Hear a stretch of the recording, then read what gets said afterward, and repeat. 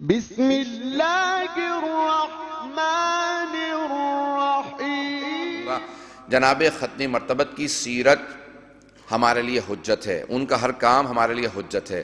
جب ختنی مرتبت سڑک سے گزر رہے ہوتے تھے، اگر پتھر پڑے ہوتے تھے، کانٹے بچھے ہوتے تھے تو آپ پاؤں سے ان کو ایک طرف کر دیتے تھے، راستے سے کانٹوں کو پتھروں کو ایک طرف کر دیتے تھے۔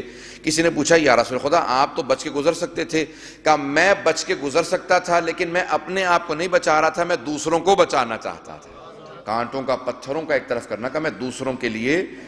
عزیزان گرامی، ہمارے لیے ہر فعل پیغمبر اسلام کا حجت ہے، ان کا اس طرح سے پتھروں کو ہٹانا، اس طرح سے کانٹوں کو ہٹانا تاکہ کوئی دوسرا نقصان نہ اٹھا لے۔ عزیزان گرامی، ختنی مرتبت نے عام افراد کو تربیت کرنے کے بعد آسمان ہدایت تک پہنچا دیا۔ عزیزان گرامی، کسی عام سے انسان کو سلمان بنایا، سلمان کو مسلمان بنایا، مسلمان سے منا اہل البیت بنایا، کسی بے زر کو ابو ذر بنا دیا۔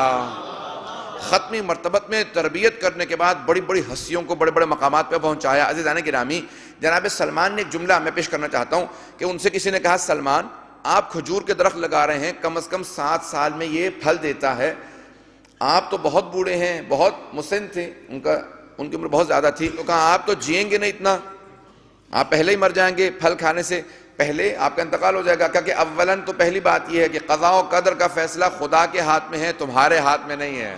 اس نے فیصلہ کرنا میں کتنا جیوں گا، تم نے فیصلہ نہیں کرنا۔ دوسری بات یہ ہے میں نے بہت سے ایسے درختوں کے پھل کھائے ہیں جو درخت میں نے نہیں لگائے تھے، اگر دوسرے میرے لگائے ہوئے درختوں کا پھل کھا لیں گے تو مجھے کون سا فرق پڑ جائے گا۔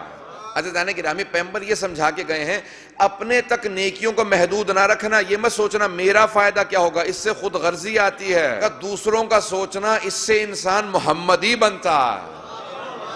جناب سلمان فارسی کے لیے کہا تھا نا، جب کسی نے مذاق اڑایا ان کا اور تمسخر کرنے لگا، تضحیک کرنے لگا اور کہا کہ یا رسول خدا یہ تو فارسی ہے، اسے عربی نہیں آتی صحیح طرح سے۔ پیغمبر اسلام نے کہا نہیں، خبردار، آج کے بعد سے کوئی سلمان کو فارسی نہ کہے، یہ سلمان محمدی ہے، یہ محمدی ہے۔ جناب ختنی مرتبت نے کہا یہ میرے رنگ کو اپناتا ہے، میری روش کو اپناتا ہے، میری سیرت کو اپناتا ہے۔ عزیزان گرامی، سیرت النبی یہ ہے کہ انسان خود غرض نہ بنے، اپنا نہ سوچے بلکہ دوسروں کا سوچے، کہ اپنا سوچنے سے تو انسان اپنا ہی رہتا ہے، دوسروں کا سوچنے سے انسان الہی رنگ آنے لگتا ہے۔ عزیزان گرامی، یہاں تک معصوم کے الفاظ ہیں کہ روز قیامت سارے انبیاء کھڑے ہوں گے، دیکھ رہے ہوں گے اور کہہ رہے ہوں گے نفسی نفسی، پروردگارہ بس مجھے جنت فردوس تک پہنچا دے۔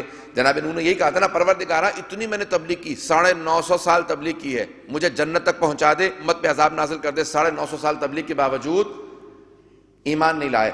تو روز قیامت چلے امام فرماتے ہیں کہ سب کے سب انبیاء کہہ رہے ہوں گے نفسی نفسی، پروردگار بس میں جنت فردوس میں چلا جاؤں، ماننے والوں نے تو عمل نہیں کیا۔ اور ایک پیغمبر اسلام کھڑے ہوں گے، کہہ رہے ہوں گے امتی امتی، پروردگارہ میری امت کا کیا ہوگا، میری امت بہت گنہگار ہے، اپنا نہیں سوچ رہے ہوں گے دوسروں۔ جناب ختنی مرتبت کا اخلاق فوق العادہ تھا۔ آپ کا اخلاق ایسا تھا کہ جو دشمن بھی دیکھتا تھا، مشہور معروف واقعہ سب کے ذہنوں میں آ جائے گا، سب اشارہ کر کے آگے بڑھنا چاہتا ہوں کہ ایک مشرکہ ہر روز پیغمبر اسلام پہ اونٹ کی اوجڑی پھینکا کرتی تھی۔ جہاں سے پیغمبر کا راستہ تھا وہ اپنے بالا خانے پہ چلی جاتی تھی، چھت پہ چلی جاتی تھی اور اونٹ کی اوجڑی پھینکتی تھی۔ ایک دن اس نے اونٹ کی اوجڑی نہیں پھینکی، آپ نے دروازے پہ دستک دی، پوچھا کیا بات ہے آج تم نے، وہ جو جسارت کرتی تھی، ہر روز گستاخی کرتی تھی، آج تم نے گستاخی نہیں کی؟ کہا آج میں بہت بیمار ہوں۔ کہا اگر کہو تو طبیب کو بلا دوں، اگر کہو تو میں باہر سے کھانا لا دوں، جو کہو۔ کہا کہ یہ آپ تو پہچان نہیں پائے، میں وہ جو اوجڑی پھینکا کرتی تھی۔ پیغمبر نے کہا پہچاننے کے بعد کہہ رہا ہوں، وہ تیرا عمل تھا، یہ میرا عمل ہے، وہ تیرا کردار تھا، یہ میرا کردار ہے۔ عزیزان گرامی، کون کہتا ہے اسلام تلوار سے پھیلا؟ اسلام پیغمبر اسلام کے اہل بیت کے اخلاق سے پھیلا۔ جناب ختمی مرتبت کا اخلاق ایسا اخلاق تھا، جو اخلاق حبیب خدا کو دیکھتا تھا وہ ان کا گرویدہ ہو جاتا تھا۔ ہمیشہ خندہ پیشانی سے پیش آنا، حتیٰ اپنے دشمنوں سے مسکرا کے پیش آنا۔ عزیزان گرامی، جب فتح مکہ ہوئی نا تو پیغمبر اسلام نے علم دے رکھا تھا حضرت سعد ابن عبادہ کو۔ اوس اور خزرج دو بڑے قبیلے تھے یہودیوں کے جو مدینے میں بستے ہوئے تھے۔ اوس اور خزرج دونوں قبیلے مسلمان ہو گئے۔ خزرج جو قبیلہ تھا اس کے سردار کا نام سعد ابن عبادہ تھا۔ حضرت سعد ابن عبادہ کے ہاتھ میں پیغمبر نے علم دیا کیونکہ پورا قبیلہ مسلمان ہو گیا تھا۔